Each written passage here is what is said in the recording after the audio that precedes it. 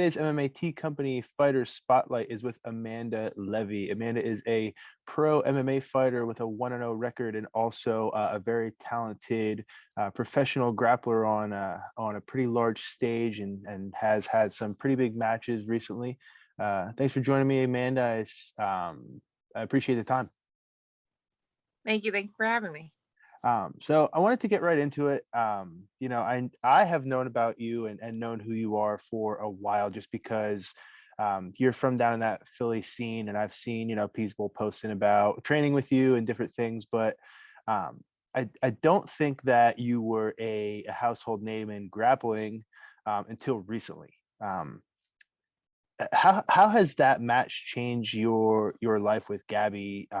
Just from before till after. What has changed for you? Um, Nothing much besides like my social media life. um, that's the only thing that's changed. People will be like, "Oh man, that's such a cool match!" Like in person, obviously, but probably like the amount of followers that I've gotten over the last couple months from that match, and then um just more opportunities for like podcasts and like people send me like some products now, which is pretty cool. Um, but yeah, that's the only thing that's changed is just social media. And for anyone who doesn't know, you had a match with Gabby Garcia, who is a world-renowned grappler. Has won pretty much everything that there is to win in grappling, and not to mention she is, much larger than you are, and it looked almost like a David and Goliath style match. What kind of gave you not the motivation, but what made you want to take her on in grappling? What made you say that, yeah, I can go out there and beat Gabby Garcia? So I had like a chance to go against her in like 2019 at the tournament called ADCC, which is like Mhm. one of the biggest grappling tournaments in like for jiu-jitsu. And but I lost my first match, Mhm. and my second match would have been her if I would have won. So I was like, I already prepped for her for like in like 2019. And then I knew like eventually I would get my shot because there were so many girls in my division that were going against her that I've Mhm. gone against before. So I'm like, all right, one day I'm gonna have to go against her. Like I just know already.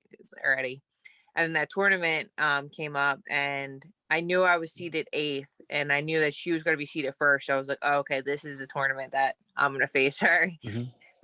And so they like revealed the bracket, and it wasn't a surprise to like for me. And I just prepped for her the night before, and it literally played out exactly how we thought it would. And every single move that I practiced the night before, I hit in the match. It was literally like we handed a director a script and said, we're gonna act this out right now on the mat, Mhm. because I'm still in awe of how everything worked so perfectly in that match. Um, so I guess just because she's so big, and I know she wins a lot of her matches because she's so big, Mhm. um, it was kind of nice to just go out and like prove that like her technique's not actually that good and that she's only good because she's big. um, as mean as that sounds, but I think anyone that knows like jujitsu and watches her can kind of see that. Sure. And it was cool to watch it because, like you said, everything that you tried did work. Did you see kind of any like places that you could exploit? You kept going back to the same pass where she was seated, you would lift the legs, and did you know she was going to roll and you could attack the back from there? Was that kind of the game plan going in? Yeah, so we knew that because of her size, she was going to be super slow Mhm. moving wise. I mean, she made me look like I was 110 pounds, and I'm not like a small girl. Like Yeah. I walk around at 155, 160, which is like big for girl, like most girls. Mhm. And so she had to at least have like 100 pounds on me. So we knew she was going to be moving slow. So that was like one of the things we wanted to do to expose her back, because I feel like realistically that was the only way we were going to beat her, was to get on her back. And so we knew that if we started throwing her legs over her head, she would have to roll because she couldn't do anything else. And she did exactly that. So yeah, we just kept trying to do like more slick passing that she couldn't be able to keep up with the speed, and just making her super uncomfortable to show us her back. And even when she did get on top of you, you kind of did show off superior technique and just your ability to frame and get up and get back to your feet. Now, when she's on top, right, and you're working your escapes and working to get up, did she feel as heavy as she looked? Did she is like physically strong? Were you like, oh man, she's huge? Yes. So I was underneath her and I was like, wow. I'm like, now I know why girls break underneath her. This sucks.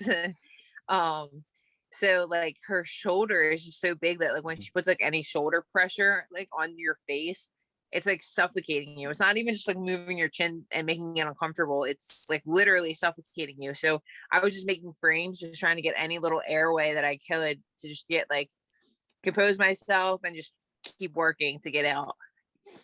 And this was, a match that was in a tournament style setting, and we're seeing a lot of these in jiu-jitsu in general, whether it's who's number one or if it's submission underground or the ADCC trials are going on, right now. We're in the thick of those things, but a lot of those, even Fury grappling is a new one, right? That's a very large one. A lot of them are Nogi now. Nogi jiu-jitsu seems to be something that is gaining popularity almost, every day.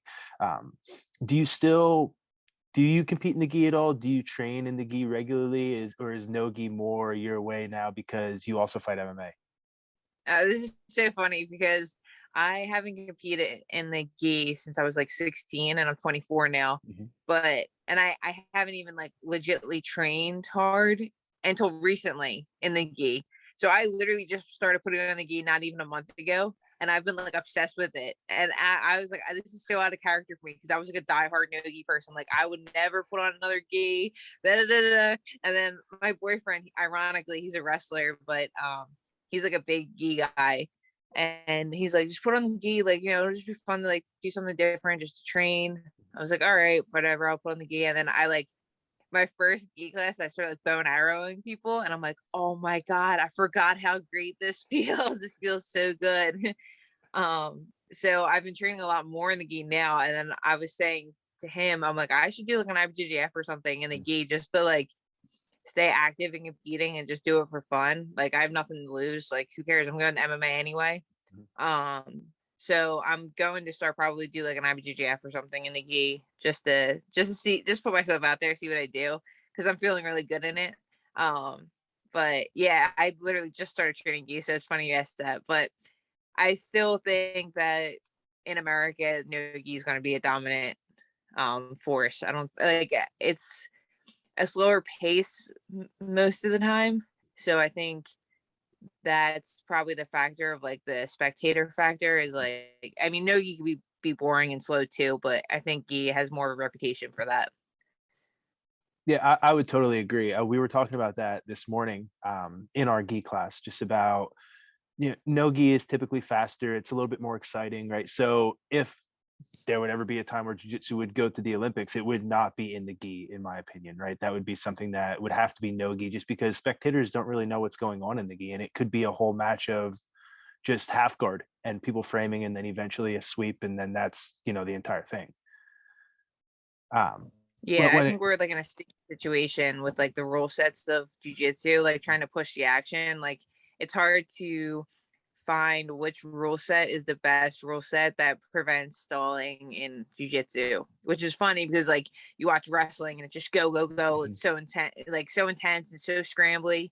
Wrestling's so awesome. I'm like, I'm such a huge like fan of wrestling now, but just from watching it, I'm like, geez, jujitsu is so boring. yeah, and now you have wrestlers, at least we do in our gym. We have wrestlers coming in all the time, right out of college wrestling, whatever it is, and they pick up jujitsu like that, right? And Yep. they have that killer instinct pace where if you do a 5 minute round with them, it's 5 minutes of 100% action, and that is not how jujitsu was for a very long time.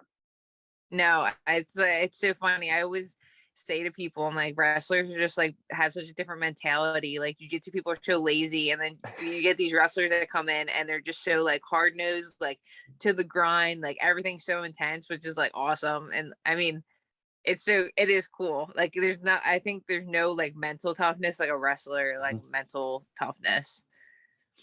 Oh, I totally agree. And they're well, not single handedly, but they're changing the sport, every day. They're coming up and creating a new way that you have to train and you have to roll, because like you said, there is no stalling, there is no time off. And you mentioned the different rule sets, right? And there's rule sets for every single tournament. IBJJF has their own rule set. There's combat jiu-jitsu. There's all these different rules in jiu-jitsu. Is there one rule set that you prefer, that you think is superior? I mean, I guess like it's hard to say which one's superior, but like I know for me, like I like submission only personally.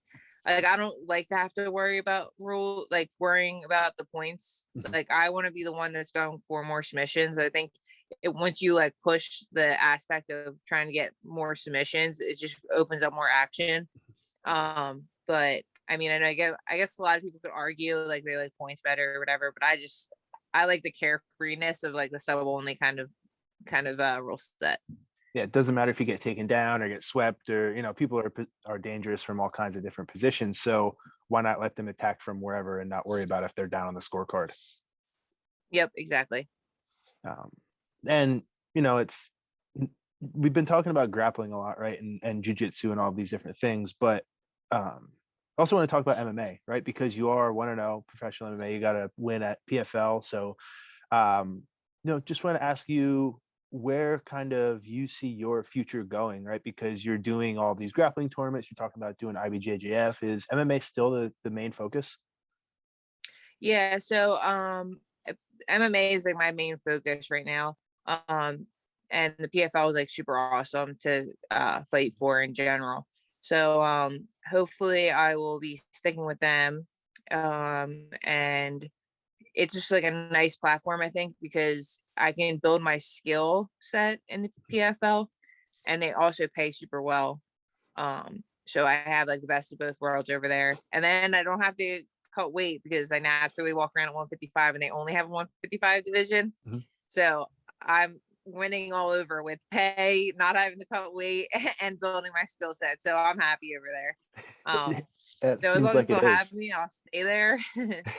Unless I get money somewhere else. Like I'm a person that believes that if I'm going to be sacrificing my body the way that I'm sacrificing it, I want to get the most money I'm getting. You know what I mean? Like, so I think there's like a lot of like, UFC fighters that even complain about the pay that they get for how much the UFC makes. So I'm happy with where I'm at with the PFL. Definitely focusing on, and plus they have that $1 million tournament. So at the end you can win the $1 million. So you really can't beat that. So hopefully I'll stay there and just keep fighting and learning. Sure. And I have to ask, how did you get into MMA, jiu-jitsu? Now you said your boyfriend's wrestling, right? So you're only 24. You've been fighting, I think, since 2017. So that's pretty early to decide, I want to start fighting and, want to make this almost a lifestyle, which is for you now, right? You eat, sleep, and breathe grappling, fighting, training. Yep. So I started with jiu-jitsu when I was 11. And then I've just always competed, always trained in the jiu-jitsu. And I would do like boxing and striking on and off throughout those like years, and I was never consistent with it like I was with jiu-jitsu. And eventually around like, I think we're probably around the time that I saw like Cyborg fight Gina. Mm-hmm. I was like, oh my gosh, this is so cool, like on Strike Force. And that was kind of like the thing where I was like, all right, I want to do MMA. And I was like super young. Probably wasn't even close to 18 yet to be able to do it. And then 2017, I was finally able to get like an actual amateur fight, because it was so hard to even find amateur fights, because girls would see my, grappling history and they'd be like, absolutely not, I'm not fighting her. Which is like annoying, because like I wanted the experience for amateur. You know what I mean? I would have fought anyone. I would have gave me an Olympic, any athlete, I would have been in there so fast. But I had to. I had a lot of people like drop out of fights. It was so annoying. So that's why it kind of made me go pro sooner than I wanted to. I'm like, all right, if I can't get fights, I might as well just go pro and just learn on the spot here. So that's like the goal right now, is just learning and trying to catch up for loss of experience. Yeah, you only had, I believe, 2 amateur fights, and then it seems like you were almost forced to go pro. Now, as a professional, right, you're 1-0, so really only 3 MMA fights. Are you still finding it hard to find opponents? So now it's not. So ironically, I got to the pro level and I'm thinking like, okay, like this is awesome. No girl's gonna drop out. So the week, literally, I was leaving for my fight in like 2 days because you have to go a couple of days in advance to quarantine. And I find out like 2 days before I'm supposed to leave that the girl I was originally supposed to fight for my professional debut with the PFL, she dropped out. So I'm like crying hysterically. Like, you would have thought someone died. I'm hysterically crying and I'm like, I cannot believe I just went through a whole 8 weeks of like training my butt off. Like, I've been waiting for this moment for so long and it's not going to happen. So they're like, just give us some time. We'll try to find a new opponent. And I'm like, they're not going to find anyone. But they ended up dead. They ended up finding someone, luckily. Um, so I don't think I will have any more problems, hopefully, in the future finding opponents because, once they do the PFL tournament, it's kind of like everyone's kind of locked in Mhm. and stuff like that. So hopefully that negates all the people dropping out on me. Is there anyone you have your eyes set on? Anybody in the PFL that you're like, I want to fight that person next, or anybody who's called you out, or anybody that you just, feel like you want to fight in the cage? So like there's people that they're in that division that I want to fight a little further down the line. I Mhm. still feel like I want to get my feet wet, so I don't want to like go out and just call them out when they're at like the top of the food chain, and I'm just like this little guppy in the pond. But I have my eyes set on like 2 people that I really want to fight. Not right now. I would like to get like another like pro fight in just to get my feet wet again and get that whole experience again. So after my next fight, whoever they offer, after that fight, maybe I'll start calling people out. Awesome. And when can we expect you to see you back in the cage? So I think their season, the PFL season, doesn't start till like May or June. Mhm. And then I heard they were thinking about like doing this like kind of like the contender series, but like just like a card before like the tournament starts. So hopefully I can get on that. And then if not, it's May or June. Okay, awesome. We're looking forward to it. Before I let you go, just wanted to give you a chance to shout out anybody who's been helping you out along the way, sponsors, training partners. Floor is yours. Okay, I just wanted to say thank you to all my training partners at Precision and Beacon MMA. I want to give a shout out to Skilled Violence and Rob Shire, Jay Rogobuto, and Robert Beach. And then my boyfriend too. He's the best. He like meal preps all my meals for me when I'm in fight camp. I mean, he still does it now, even when I'm not in fight camp, but he's an amazing chef. I'm just super lucky. So if you're a girl that trains a lot, hey, find a guy that trains a lot because it makes everything so much easier. So that's my advice. Awesome. Thanks, man. And we'll see you soon. Thank you. All right.